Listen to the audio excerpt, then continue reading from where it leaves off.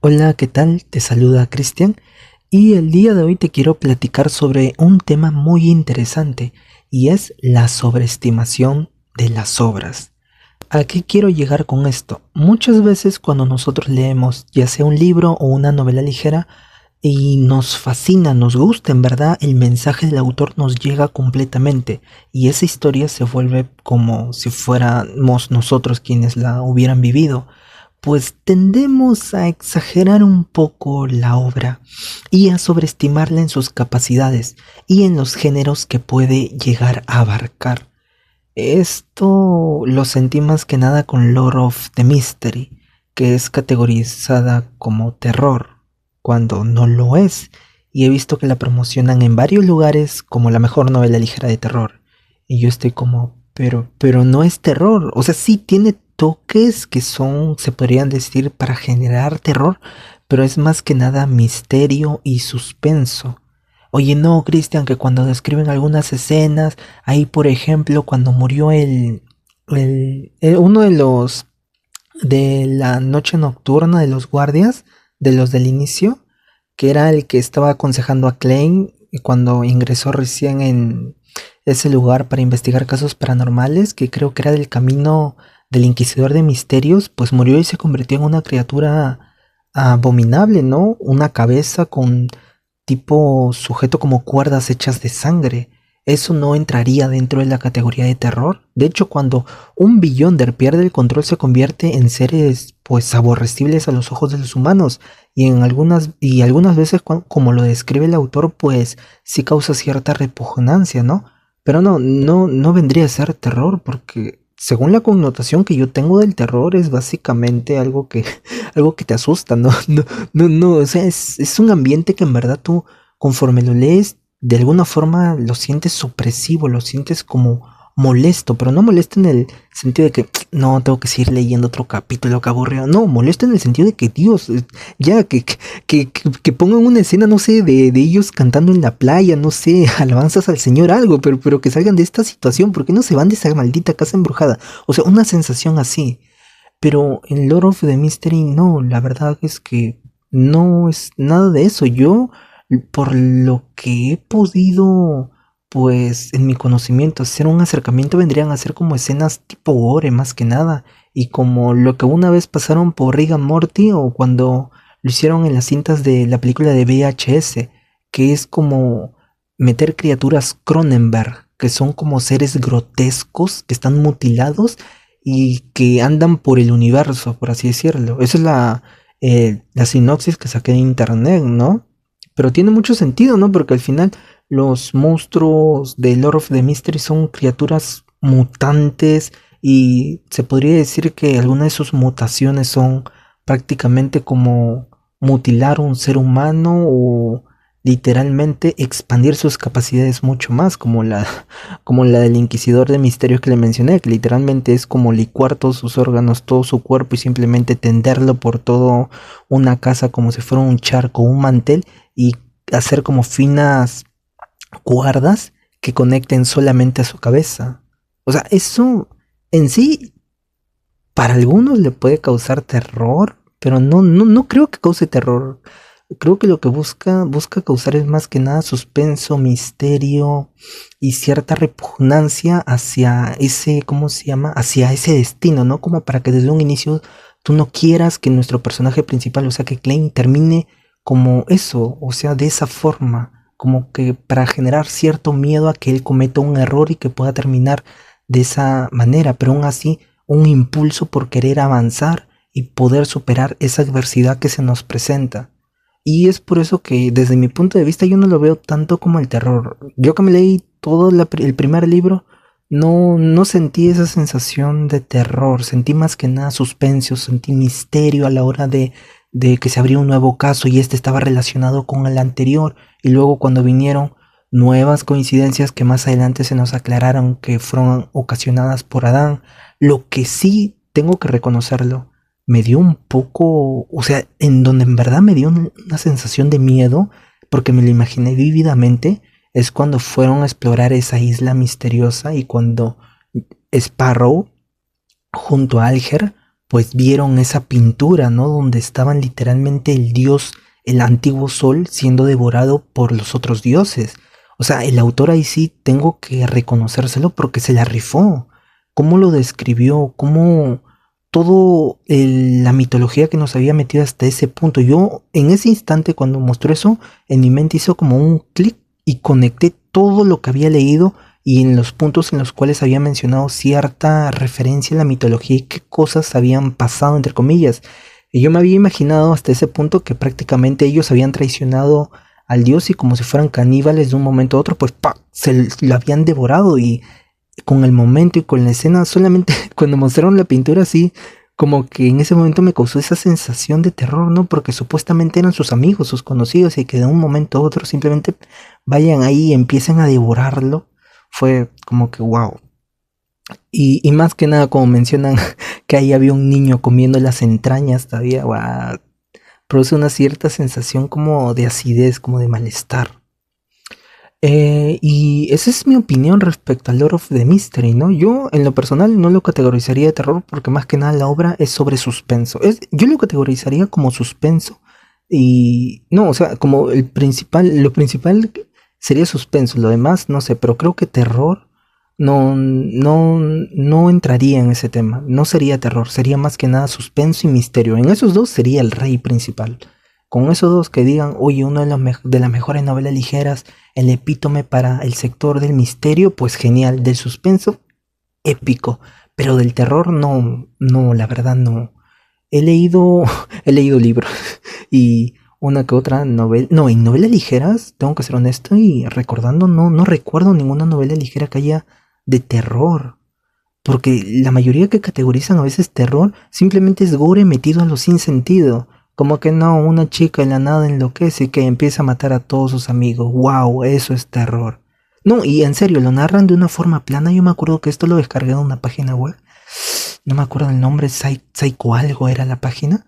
Pero no me gustó la historia. Y aparte había también mangas. No me gustaron porque era muy como gore. Eso era gore, literalmente. Simplemente satisfacer la sensación de estar viendo cómo se terminan matando porque sí personas entre sí. No le encuentro sentido a eso.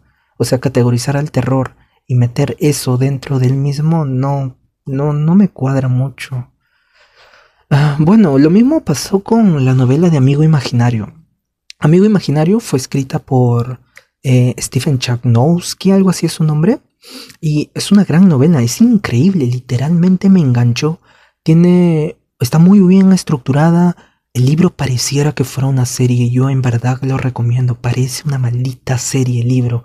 Cada capítulo lo termina como si tú hubieras visto un capítulo de una serie. Y yo me quedé como que varias veces cuando terminé de leer un capítulo y dije, wow, ya acabé, voy a ponerme a leer algo y veo y en verdad estoy leyendo. Entonces, ¿qué? O sea, el autor en verdad se la rifó porque lo estructuró de tal forma que te hacía fácil crear la imagen mental dentro de tu cabeza y crear esa sensación y el contexto en el cual va ocurriendo todos los eventos sin que te pierdas. Eso es lo más importante, que no te pierdas, que no llegue el punto en el que, no, ¿quién estaba diciendo esto? ¿Quién estaba diciendo lo otro? ¿En dónde estábamos? ¿Qué estamos haciendo? No, o sea, sabes estructurarlo de tal forma y cambiar de una escena a otra, llevarte con un personaje a otro, como si él estuviera y te dijera, ven, dame tu mano y vamos a ir caminando por aquí, por aquí, por aquí, por aquí, por aquí, y no te vas a perder en ningún punto.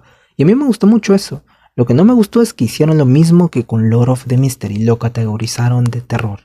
Y yo lo leí pensando que era de terror, porque a quien no le gusta una buena historia de terror para asustarse un poco, ¿no? Tipo creepypasta. O de repente ese es mi problema, ¿no? Que he sido de joven tan fan de los creepypastas que ahora creo que el único género de terror vendría a ser como el creepypasta que busca asustarte y darte como un screenshot ¡ah! Y que te genere ese suspenso, esa sensación como de, ¿cómo se llama? De impotencia por el personaje y de, ¿cómo se llama? Nerviosismo ante lo que va a pasar, ¿no? Ante lo que va a venir, ya sea algo inventado o algo real, o cómo cambian los hechos, o que la perspectiva del personaje nunca fue la, ¿cómo se llama? La verdadera, ¿no? Y él estaba loco, o sea, cosas así. De repente ese es el problema, ¿no? Y en verdad lo que digo sí está calificado como terror, pero no, ante mis ojos no. Amigo Imaginario, como lo repito, fue categorizada como la mejor novela de terror, como el mejor libro de terror, no novela, libro de terror. Y no, para mí es de suspenso y misterio, literalmente. En eso es el rey, en suspenso, amigo imaginario, increíble, hijos. Está, toda la novela está al nivel, si ustedes han leído a Thomas Harry, el dragón rojo, cuando, ¿cómo se llama? Creen que han matado al asesino y de ahí ¿cómo se llama? El investigador privado, no me acuerdo su nombre, Dios. Bien, el investigador privado de que encerró a Hannibal, pues está en su casa y de la nada aparece el tipo, el psicópata, y está a punto, pues, de acabar con su familia, ¿no? Y se nos revela que el cuerpo de quien habían encontrado dentro de la casa donde supuestamente había muerto el psicópata no era otro que una de las víctimas. O sea, y todo, o sea, todo ese giro tiene una explicación, que ahorita no me voy a explayar acá en decírselas, pero o sea, desde un inicio, de una u otra forma, el maldito loco ese había planeado tener ese plan en reserva o lo ajustó en el momento en que todo se fue al demonio, porque nunca me imaginé que iba a utilizar a la ciega para testificar de que él había muerto. Y como la ciega pues es ciega, no ve, simplemente palpó un cadáver y pensó que era el pata, pues antes de hacer un disparo había dicho que se iba a suicidar porque no soportaba con la culpa de todo lo que había pasado, ¿no? Y pa, se dispara y la ciega agachándose empieza a palpar el cuerpo y piensa que es él, ¿no? Pero no, en verdad era una de las víctimas y la ciega se va, viene la policía, la casa se está incendiando con el cuerpo adentro, entonces la ciega le dice, yo lo escuché, yo lo vi, él como, yo lo vi, todavía es ciega y dice, yo lo vi, y dice, él se suicidó, y la cosa es que, ¿cómo se llama?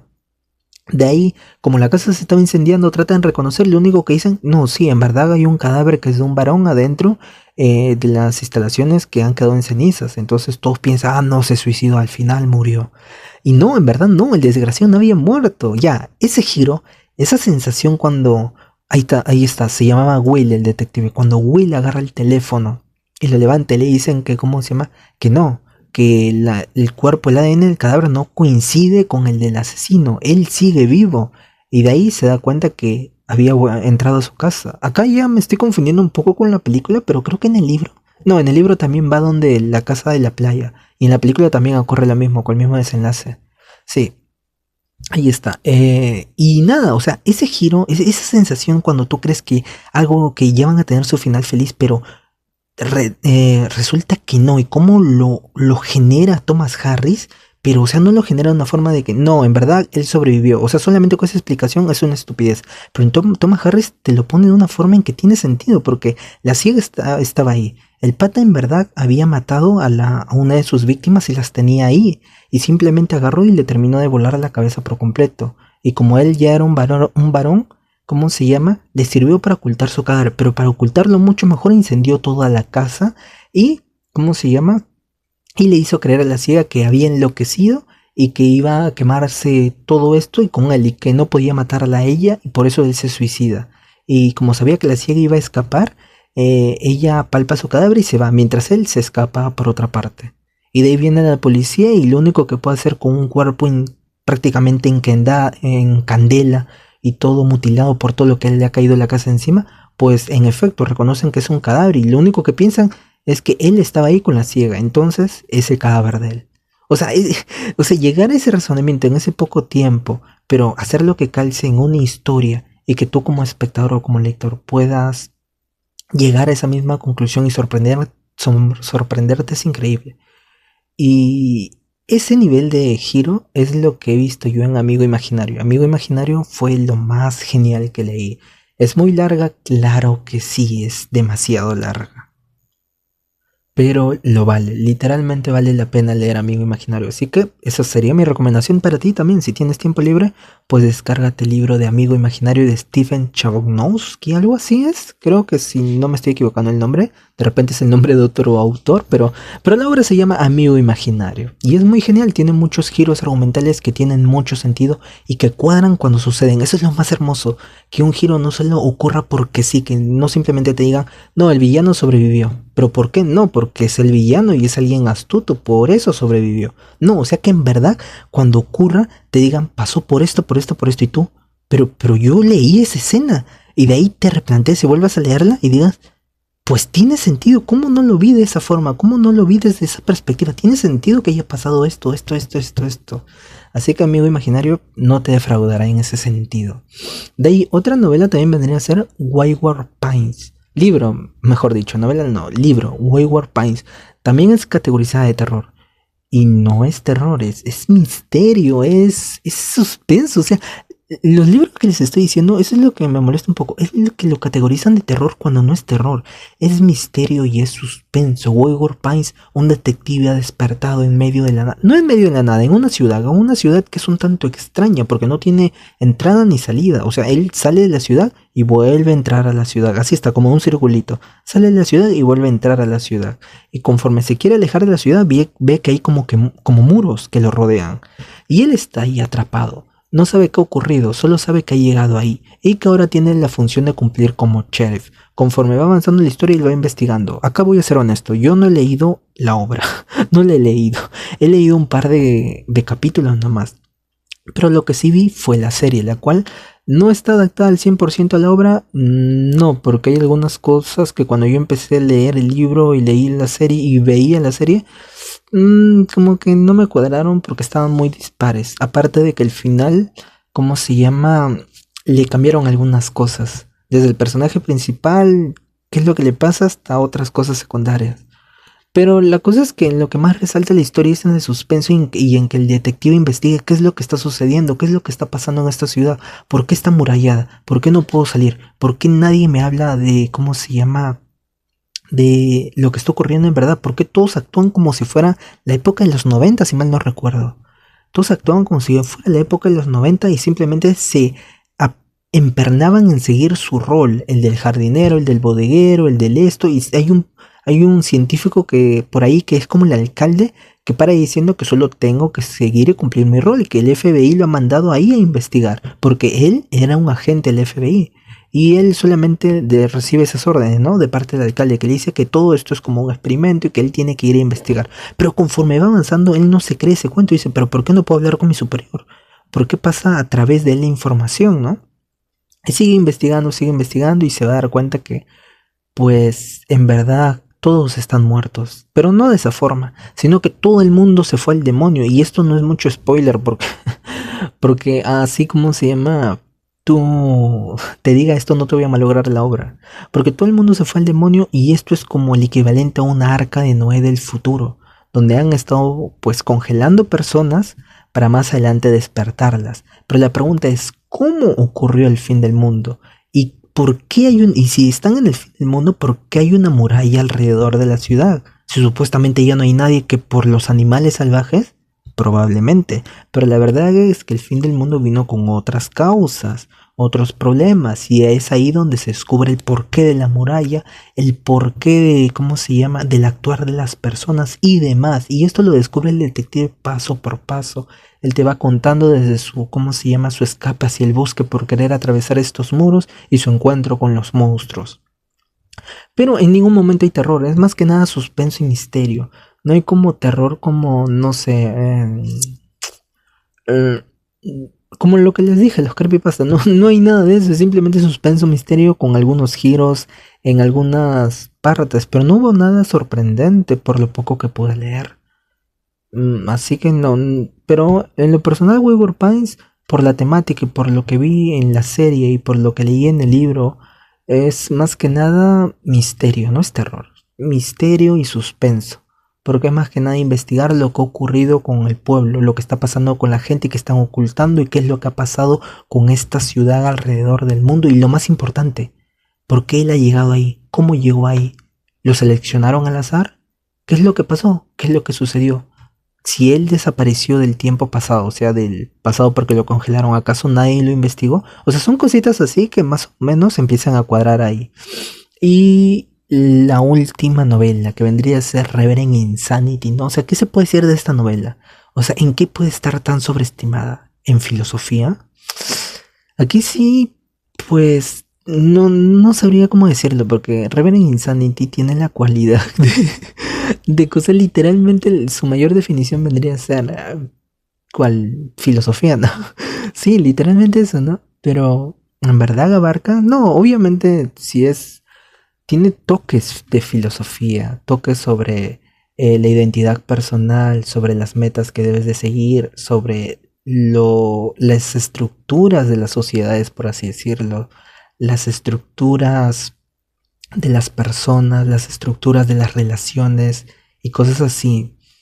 Pero decir que abarca algo como filosofía, no lo sé, la verdad. Esta pregunta la estoy respondiendo así. O sea, todas las preguntas que paro haciendo acá y las respondo, las hago acá, aquí mismo. No, no es como que haya un guión, por eso me pongo a pensar y... A ver, Reverend Insanity, si decimos filosofía, a ver, ¿de qué trata? Hay capítulos donde literalmente se tiran tirándonos, o sea, contándonos sobre los monólogos interiores de Fan Yuan. Así que por ahí podríamos decir que para reforzando y dándonos una idea de cómo funciona el pensamiento de cada persona, ya sea desde la perspectiva del villano o de Fan Yuan, o de cómo se llama, o del personaje secundario de turno que trata de pues ascender y querer aprovecharse de alguien más que está por ahí, o del villano o de la persona que simplemente quiere seguir su voluntad como Fengyu.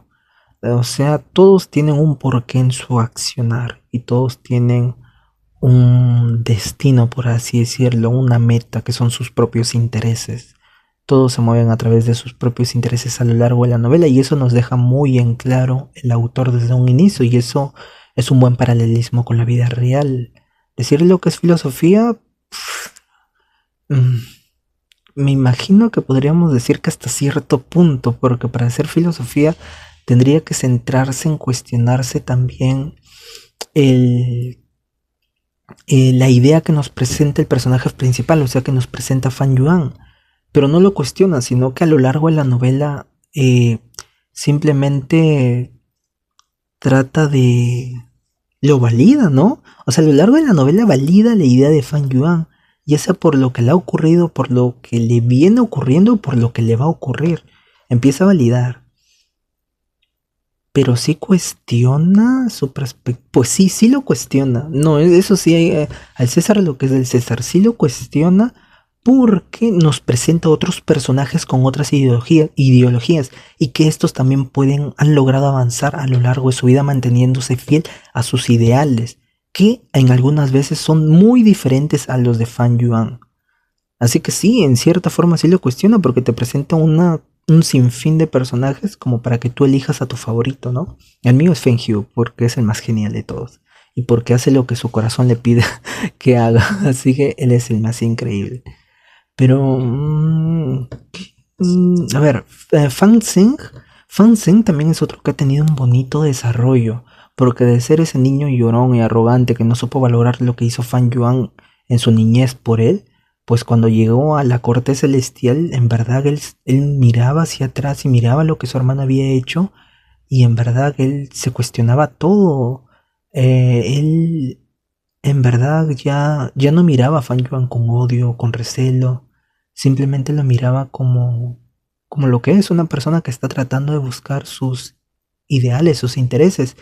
Y Fan Zeng se preguntaba eso, ¿no? Entonces, ¿yo qué tengo que hacer? Yo tengo que vengarme, tengo que avanzar, tengo que recordar que es mi hermano, ¿qué es lo que tiene que hacer él? Obviamente que la corte celestial estaba mintiendo hasta el cansancio de que él tenía que acabar con Fan Yuan, pero en los pensamientos internos o los pocos momentos que se nos mostró en la novela de Reverend Insanity a Fan Zeng, se nos mostraba a él como alguien ya un poco deprimido, un poco como ido, por así decirlo, porque ya había visto la perspectiva de todo, ya conocía tanto la perspectiva de su lado, que era el de la venganza, el del odio, y la perspectiva que había tenido Fan Yuan y todo lo que le había ocurrido, y vio todo lo que él había hecho cuando era niño. También sufrió lo que Fan Yuan había sufrido, que es ser excluido por todos, que es ser, ¿cómo se llama?, no reconocido, que es ser apartado hacia un lado, que es ser el ganador y aún así no haber ganado nada, que ser el perdedor. O sea, prácticamente polarizó y eso amplió como su mente y eso al final de las novelas en ciertas pautas se nos muestra, ¿no? Aunque a mí me gustó mucho un momento en el cual antes de que ocurriera la regresión de la corte celestial, que es donde Fan Zeng logra escapar ¿cómo se llama? Del, de la apertura de Fan Yuan, ¿no? Sí, no, no de Fan Yuan, sino de la apertura del viejo, ¿cómo se llama? Del espíritu este que era el refinador, no me acuerdo su nombre. Logra escapar porque en esa apertura pues había sido insertado a este continente de hombres peludos y ahí es donde está viviendo todo. Y cuando logra escapar y llega a la corte celestial pues él en verdad ya se empezaba a cuestionar todo, ¿no? Porque durante ese tiempo él había vivido con esta personalidad de Fan Yuan que había sido implantada en su cabeza para que le dé recuerdos. No me acuerdo, esto tiene un nombre pero no me acuerdo ahorita, se me están yendo varias cosas, perdón. Y la cosa es que cuando Fan Zhen llega a la corte celestial, él en verdad se le nota triste, ¿no? Porque él en verdad, estoy diciendo mucho en verdad, pero él comprende lo que había pasado Fan Yuan, él comprende el porqué de los eventos que ocurrieron en ese tiempo en su aldea. Y con pocas palabras se nos da a entender todo eso, ¿no? Y se nos da a entender la tristeza que siente Fan Zhen, porque antes era, sí es cierto, se comportó como un imbécil prácticamente, como un idiota, siendo manipulado con tanta facilidad sin poder ver lo más obvio del mundo. Pero en resumidas cuentas, él solo era un niño, él solamente era alguien que trataba de buscar una aprobación, trataba de sentirse o de pertenecer a algún lugar y más adelante se da cuenta de todas las estupideces que hizo, por así decirlo. Pero aún así él tiene que decidir qué camino va a tomar, ¿no? O sea, ya pasó ya todo eso, ya ocurrió. Fan Yuan ya es el enemigo del mundo, ahora él tiene que ser el encargado de poner un alto a eso, porque la corte celestial le ha dicho que esa es su nueva misión, por eso lo rescataron. Pero le queda esa duda, ¿no? ¿Lo va a hacer porque es algo que él quiere o es algo que simplemente le han designado o es algo que el destino ha designado? Porque el destino prácticamente ha puesto que su suerte de él sea como el de una tapa y el de Fan Yuan sea como el de una olla. O sea, como que él le va a poner una tapa a la olla de Fan Yuan, como que él es el fin y Fan Yuan vendría a ser el comienzo, por así decirlo. Y esa sensación que te transmite el autor a la hora de mostrarte ese pequeño momento fue lo más increíble en Revenant Insanity. Así que sí, yo creo que Revenant Insanity sí se podría decir como una obra categorizada también como filosófica, ¿no? Sí, o sea, sin ser muy pretencioso, no es como que la leas y digas, no, ya me convertí en la persona más genial y que sabe más filosofía que el mundo, que los demás en el mundo. No, pero en el punto en que cuando la leas te va a ayudar a comprender las estructuras de nuestras organizaciones y de las relaciones, pues sí, va a ayudarte a ampliar tu mente en ese sentido, a comprender mucho cómo es el porqué de las cosas, por qué funciona las personas de ciertas maneras y qué es lo que busca idealmente la sociedad de ti, ¿no? ¿Qué es lo que busca la gente de ti prácticamente? Y nada, em, bueno, Fansen obviamente en ese momento que les digo, luego ocurre una regresión y me acuerdo de que se pierde porque no sé si se repite nuevamente ese momento en la regresión o ya no se repite. Pero eso fue lo que me molestó un poco el autor porque en ese momento que les conté donde Fansen está en la corte celestial y se empieza a cuestionar sobre Fan Yuan, pues en verdad el personaje me agradó porque se notó su evolución. Y de ahí cuando hubo la regresión y luego volvieron a repetir las escenas, por así decirlo, mencionando ciertos puntos, no sé si ocurrió nuevamente ese monólogo interior que tuvo Fansen o simplemente se reinició y ya no ocurrió y en esa regresión no ocurrió. Y eso fue lo que me molestó, de repente sí ocurrió, pero ya el autor ya no lo mostró. Y no sé, siento que en cierta forma se le quitó el desarrollo que se merecía, pues, Fansen. Y nada, eso sería todo. Gracias por haber llegado hasta el final y me gustaría escucharlos en los comentarios, ¿no? De repente alguno me dice, no, Cristian, ¿sabes qué? Estás mal. Lord of the Mystery sí es terror y te lo digo por tal, tal, tal y tal cosa que ocurrieron en los capítulos tales, tales, tales o por cómo está avanzando la novela en ciertos puntos y esto sí es categorizado como terror. Entonces yo te digo, wow, tenías mucha razón, debí de haber investigado más. Toma un like. Y te lo doy, en verdad, yo les doy like cuando ustedes comentan. A veces comentan simplemente cosas como hola. En un video alguien me comentó hola, yo di un like y un corazoncito porque yo también saludo. Así que nada, cuídense mucho, los estaré leyendo en los comentarios. Me gustaría mucho escuchar su opinión respecto a estas obras. Si han leído Amigo Imaginario, Revenant Insanity, Wayward Pines o Lord of the Mystery, pues en verdad me gustaría a mí escucharlos y saber qué es lo que piensan sobre estas obras y si en verdad están calificadas para ser puestas como el género de terror. Si están de acuerdo conmigo o no lo están. Bueno, eso sería todo. Gracias por haber llegado hasta el final y por tomarte la molestia de escucharme. Eso sería todo. Cuídate mucho y chao.